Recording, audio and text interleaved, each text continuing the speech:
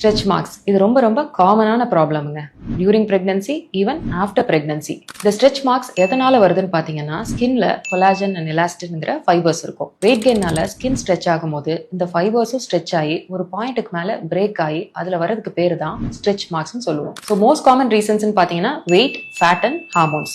இங்கெல்லாம் வரும்னு பாத்தீங்கன்னா ஃபேட் ஈஸியா அக்யூமுலேட் ஆகிற இடத்துலலாம் வருங்க. அதாவது அப்டமென், ஷோல்டர்ஸ், பிரெஸ்ட்ஸ் அண்ட் தைஸ் இங்கெல்லாம் ஈஸியா வந்துடும். இதை எப்படி மேனேஜ் பண்ணலாங்கிறதுக்கு ஒரு 5 பாயிண்ட் சொல்றேன், நோட் பண்ணி வச்சுக்கோங்க. Number 1, weight gain. பிரெக்னெண்டா இருக்கிற டைம்ல ராபிட் வெயிட் கெயினா இல்லாம ப்ராக்ரெசிவா வெயிட் கெயினா இருக்கிற மாதிரி பாத்துக்கிட்டீங்கன்னா அது நல்லது. அடுத்தது எக்ஸசைஸ். எக்ஸசைஸ் பண்ணும்போது மாடரேட் இன்டென்சிட்டியோட கொஞ்சம் ஸ்ட்ரென்த் ட்ரைனிங்கும் ஆட் பண்ணிக்கோங்க. Third water. ஒரு நாளைக்கு மினிமம் 10 to 12 glasses ஆஃப் வாட்டராவது எடுத்துக்கோங்க. Fourth foods. Vitamin C rich ஃபுட்ஸ்னு நிறைய இருக்கும், அதெல்லாமே உங்க டயட்ல நிறைய இன்க்ளூட் பண்ணிக்கோங்க. Fifth moisturiser.